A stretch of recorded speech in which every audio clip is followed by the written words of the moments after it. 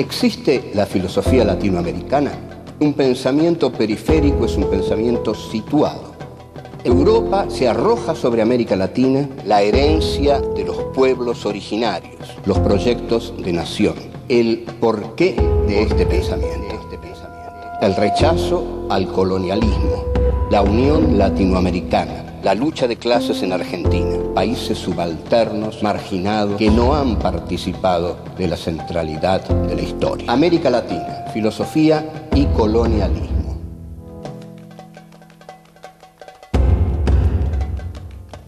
Encuentro 2.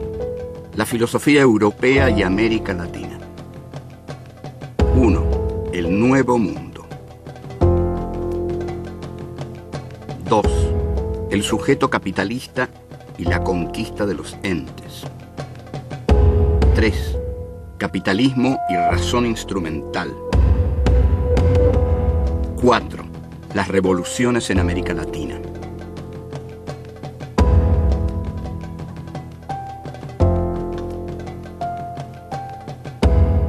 Tenemos que indagar ahora en una relación muy interesante, que es la relación entre la filosofía europea y América Latina. Vamos a partir de la cumbre del pensamiento europeo, que es Jorge Guillermo Federico Hegel. Hegel, desde la Universidad de Berlín, en 1831, venía ya dando sus clases, sus lecciones sobre la filosofía de la historia universal. Hay un capítulo que Hegel le dedica al Nuevo Mundo. La visión olímpica de Hegel, porque es la visión de un dios olímpico, que en ese momento está en la cumbre del pensamiento y es el filósofo oficial de Prusia y de Federico Guillermo. O sea, es un lujosísimo filósofo de la monarquía. Entonces, Hegel dice que América Latina, el Nuevo Mundo, él no le va a negar el honor de haber salido de las aguas al mismo tiempo que el Viejo Mundo. En realidad dice, sí, habrán salido de las aguas al mismo tiempo. Sin embargo, dice, yo observo que en el Nuevo Mundo hay todavía una inmadurez geográfica. Ustedes observan el desdén colonialista que hay en esta frase, que no le concede al Nuevo Mundo ni siquiera el haber cerrado geográficamente.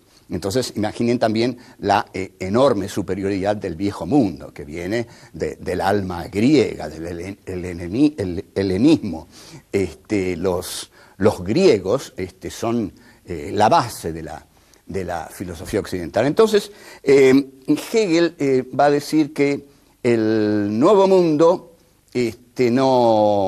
no tiene muchas posibilidades de desarrollo todavía, que afortunadamente Europa lo ha incorporado y que se verá en el futuro qué va a ocurrir. Y pronostica una guerra muy interesante que se ha dado o no se ha dado, eso depende de la interpretación que hagamos, entre el Nuevo Mundo del Sur y el Nuevo Mundo del Norte, entre América del Sur y América del Norte.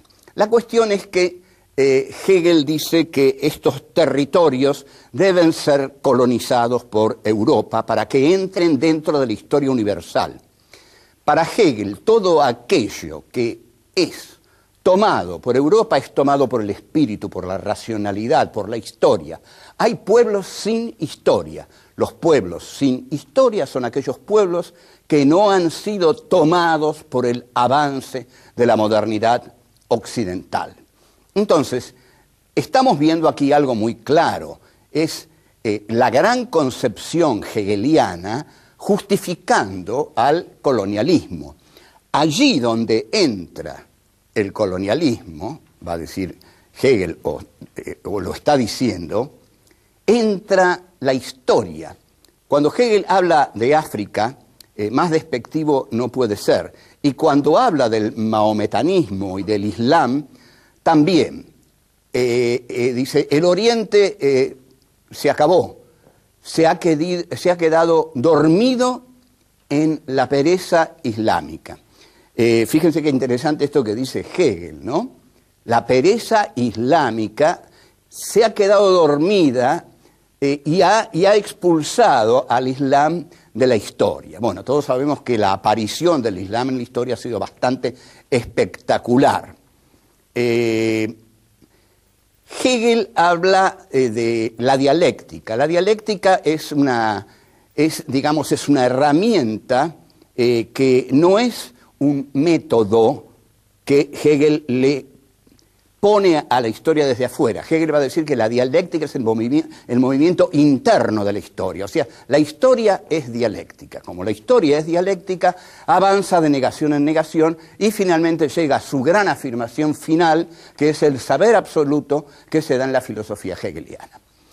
El gran discípulo de Hegel, el más lúcido de la izquierda hegeliana, va a ser Marx. Marx también va a tener un pensamiento muy concreto acerca de la situación colonial. En el Manifiesto Comunista, Marx desarrolla una admiración por el poder revolucionario de la burguesía que es sorprendente, hasta el punto en que algunos dicen si Marx ha venido a enterrar a la burguesía o a alabarla.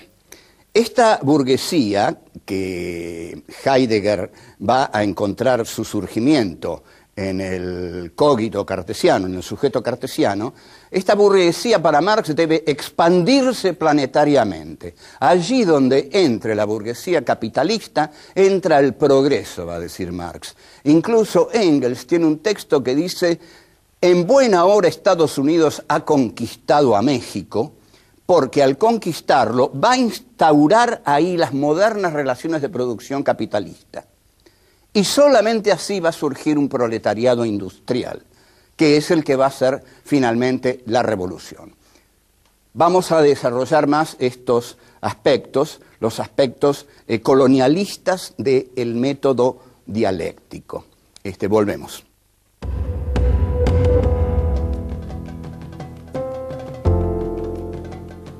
La crítica a la modernidad capitalista la encara Heidegger en los libros que siguen a su primera gran obra maestra, Ser y Tiempo.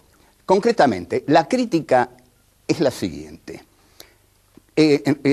No es solo de Heidegger, ya a esta altura uno puede adoptarla, cambiarla, pero bueno, digamos, este punto de vista lo largó el señor Heidegger, y dice así: con Descartes, el hombre capitalista gana su subjetividad y se pone en la centralidad de la historia. Yo había dicho que el surgimiento fáctico del capitalismo era la conquista de América. Aquí tenemos el surgimiento subjetivo del hombre capitalista. El hombre capitalista está ahora en el centro, porque lo único indubitable es el sujeto. Con Descartes ya sabemos que Descartes dice: de lo único que no puedo dudar es de mi duda, y si yo dudo es porque yo pienso. Entonces lanza esa famosa consigna, pienso, luego existo. Ahora, esta subjetividad capitalista, que ya en los hechos está conquistando el planeta, fortalece al hombre capitalista, porque le da la certeza de que la realidad existe porque la piensa el sujeto. Lo fundamental del idealismo filosófico es deducir la existencia de la realidad a partir del sujeto cognoscente. Y esto surge con Descartes y luego se desarrolla con Kant y con Hegel. Ahora bien, Heidegger dice que en ese momento el hombre olvida al ser y se consagra a la conquista de los entes. Esto lo vamos a aclarar porque es fácil. Que el hombre olvide al ser a nosotros no nos tiene por qué importar demasiado. Le importa mucho a Heidegger, digamos. Pero vamos a la cuestión de que el hombre se consagra a la conquista de los entes. Los entes son las cosas. Entonces Heidegger dice que el hombre capitalista que surge, cuya subjetividad surge en Descartes, se consagra a través de la técnica al dominio de la naturaleza, a la explotación de la naturaleza y a la devastación de la tierra. Heidegger no va a hablar de colonialismo, no va a hablar de explotación, no va a hablar de lucha de clases. Es un señor campesino al cual le importa mucho que la tierra sea devastada.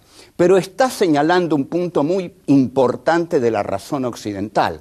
La razón occidental necesita arrasar la tierra para realizar su poder técnico. Necesita arrasar los bosques para construir casas y, como hoy, necesita tener petróleo para que un país enorme funcione, y eso determina una guerra. Si hubiera arvejas en Irak, Estados Unidos no estaría ahí. O sea, son los proyectos imperiales los que determinan las guerras. Si hubiera arvejas no estaría ahí. Si hubiera petróleo en América Latina tal como hay petróleo en Irak, Estados Unidos estaría aquí. Es decir, el hombre occidental se guía por su razón y hay una explotación racional de la naturaleza. Pero este pensamiento de Heidegger es incompleto, porque no señala que ese hombre es el hombre del colonialismo. Heidegger, y por favor yo quisiera que escuchen esto claramente, Heidegger está tan de moda hoy porque es el único pensador de derecha que critica al capitalismo. Entonces toda la filosofía que sigue a Heidegger y quiere huir del marxismo, cuando ve el colapso inminente o no tan inminente de la Unión Soviética, dicen lo siguiente: salgamos de Marx porque la Guerra Fría se soluciona en favor de los Estados Unidos. ¿Qué otro gran filósofo hizo una crítica a la modernidad capitalista? Bueno, Heidegger. Dice, por ejemplo, Michel Foucault, Deleuze, Derrida, etcétera, etcétera, y Althusser, el estructuralismo y el postestructuralismo. A la vez comienzan a imaginar, a postular la importancia del lenguaje. Entonces, esto hace que los filósofos europeos reemplacen la crítica de Marx por la de Heidegger. Ahora, la de Marx señalaba que la modernidad capitalista instauraba una situación injusta, una situación de lucha de clases en la cual una clase dominaba a la otra y la explotaba. Pero Heidegger no señala eso. Heidegger, que va a terminar en un misticismo zen, lo que dice es que el hombre capitalista, a través de la técnica, devasta al planeta para conquistarlo, pero que el horror para Heidegger va a ser que el hombre capitalista olvida al ser. Y todavía añade algo más extraño, que no solo el hombre capitalista olvida al ser, sino que el ser se retira. Yo, la verdad, estas cosas, los heideggerianos me podrán odiar porque hay todo un enorme club universal de heideggerianos, pero yo no sé a dónde se fue el ser. La cuestión es que nunca lo vi, no lo conozco, ni Heidegger lo vio al ser. Se ha retirado tanto que, nadie sabe dónde está. Lo que sí sabemos es que el hombre capitalista se muere por conquistar los entes, y que esta es la esencia del capitalismo. Pero Marx a los entes los llamó mercancías. Vamos a ver cómo es eso y qué diferencia hay entre una actitud y la otra. Volvemos.